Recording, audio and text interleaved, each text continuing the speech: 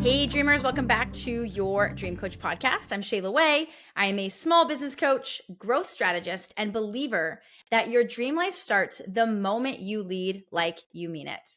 Well, this podcast is all about leadership, fulfillment, and growth. The three pillars that I have found make the biggest difference in building a business and a life you actually love. Today, we're diving into something I get asked about a lot as a coach and a leader. How do you lead with heart, compassion, empathy, humanity, without losing your edge, your standards, and your results? Because let's be honest, sometimes in leadership, people lean too far one way. Either they're all heart and they get walked all over, or they're all edge and they lose connection with their team. The real magic, learning to lead with both. So today, I want to share what I have found, not what you should do, but what really has worked in my own journey and in the businesses of the leaders I've coached.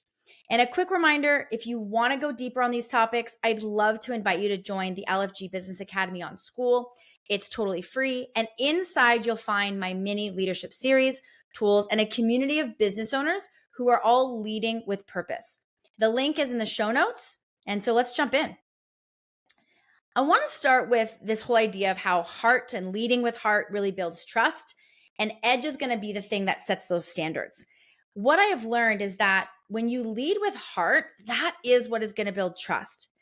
People follow leaders who genuinely care about them, who listen, and who see them as more than just numbers on a spreadsheet. But trust alone won't carry your business. This is where edge comes in. Edge is about standards. It's about accountability. It's about making sure that care doesn't slide into complacency. The balance is, I see you, I value you, but I also expect you to rise to the level of excellence that we're building here. Because sometimes leaders think being kind means avoiding those hard conversations. So compassion without clarity can create confusion. So I used to fall into this trap myself. But what I found is that when I avoided the tough feedback in that name of kindness, I actually created confusion and frustration for my team and for me. So leading with heart means being honest. Compassion doesn't mean sugarcoating.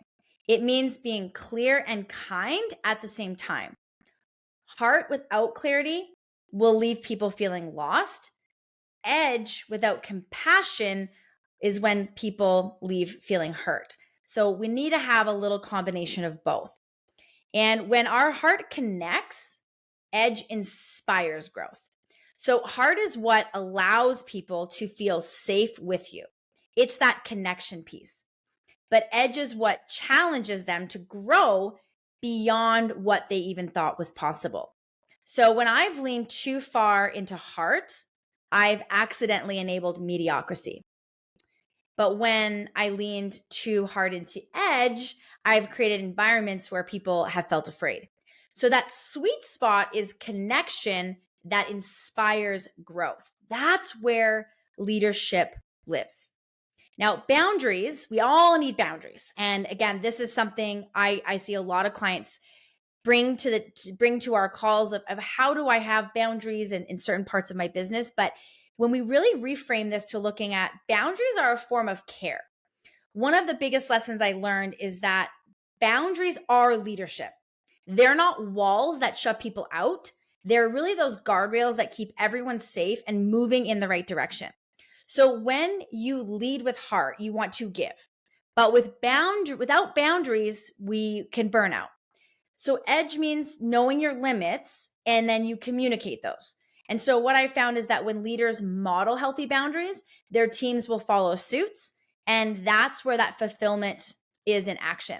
So an example would be usually communication and boundaries, especially for a small business owner. We usually have more of like a really great kind of connection with our team where sometimes there's not a boundary between even like time of the day that someone can communicate with you. So I've seen leaders really struggle with, well, how do I make sure that my team is supportive, but they're not always calling me when I'm with kids, in the evenings type of thing. So again, recognizing what is not working well for you, and then figuring out, well, what has to change, and then communicating that. So I've coached clients where they've had to, at a staff meeting, for example, or they've had to just communicate with some of the staff in person, saying, hey, I really want to make sure that you feel supported and that you've got great support as we build this business. I do want to just set some boundaries of when and how we communicate. So these are some of the solutions. So addressing the problem or the challenge, but then having a solution to follow up with that. So clients I've seen implement staff meetings where they then just parking lot different questions, and they sort of train their team to say, hey, that's a really great question. Let's bring that to the staff meeting. I've also seen coaching clients just communicate, if it's not sort of like the building is burning down type of thing, then you can just send that, you post that in Slack or write that down, and we'll talk about it tomorrow. So it's never a bad thing when we're feeling this way. It's bad when we don't do anything about it. But what we want to do is we want to look at things that are not working in the business, example, boundaries in this case, and then how do we set the boundaries that work for us, and then how do we communicate that within the team and the business. Now, emotional intelligence is huge, something I know a lot of leaders are constantly being mindful of, and it's just really at this stage of life, and especially in a leadership role, it's a non-negotiable, because heart without emotional intelligence is messy, and edge without that emotional intelligence is really cruel. So when you combine both with EQ, that self-awareness, regulation, empathy, you really lead with presence. I've seen leaders lose great people because they couldn't control their emotions. And I've seen others inspire fierce loyalty simply because they showed up consistently grounded and clear.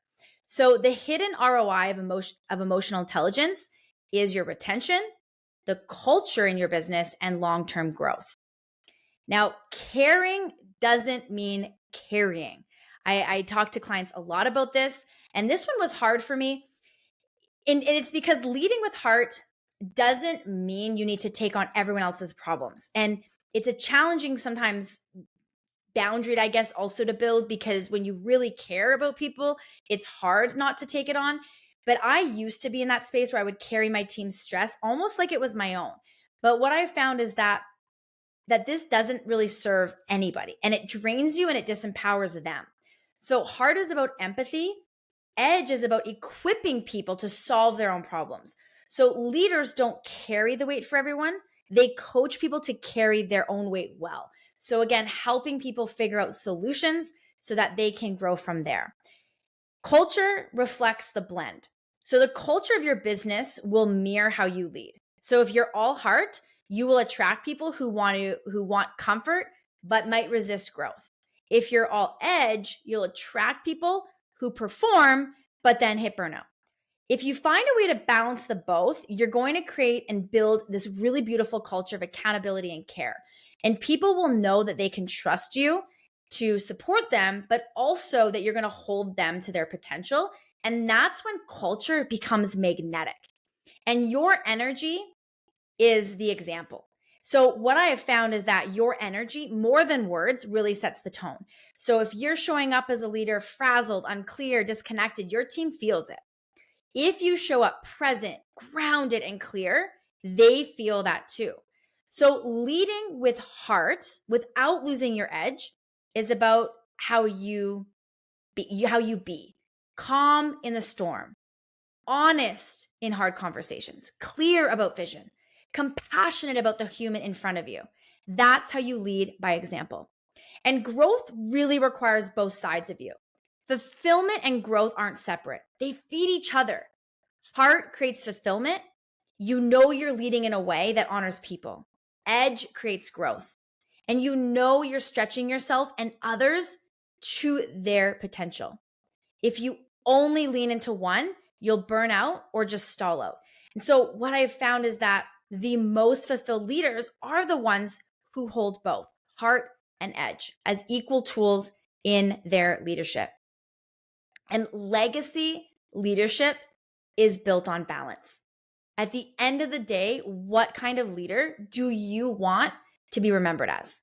The one who cared so much that they compromised the mission, or the one who drove results but left people hurt? Legacy leadership, the kind that lasts, is about balance, leading with enough heart that people felt seen and enough edge that the vision was realized. That's the leadership sweet spot. So if you've been wondering, well, how do I lead with heart without losing my edge? Here's the truth. It's neither, either, or. It's both and it's and. Care deeply and set those standards. Lead with compassion, hold boundaries, grow people, grow yourself. That is leadership in action. That's fulfillment and that's growth. And if this conversation resonated with you, here's your next step. Join us inside the LFG Business Academy on School. It's completely free, and it's where I share tools and training like the mini leadership series, which is a perfect place to start refining how you lead, blending heart and edge in a way that works for you. The link is in the show notes, and feel free to DM me at Shayla Wey Coaching, and I can send it to you directly. Thanks for hanging out with me today. I love these conversations because they remind me that leadership isn't about having all the answers. It's about growing into the kind of person who can hold both strength and compassion. So if you loved today's episode, share with a friend or a teammate who leads or who wants to. And don't forget to subscribe and leave a review. It helps us reach more dreamers, building businesses and lives that matter. And always remember, because your dream life starts with the way you live, the way you lead, and the way you grow. I will see you next time on your Dream Coach podcast.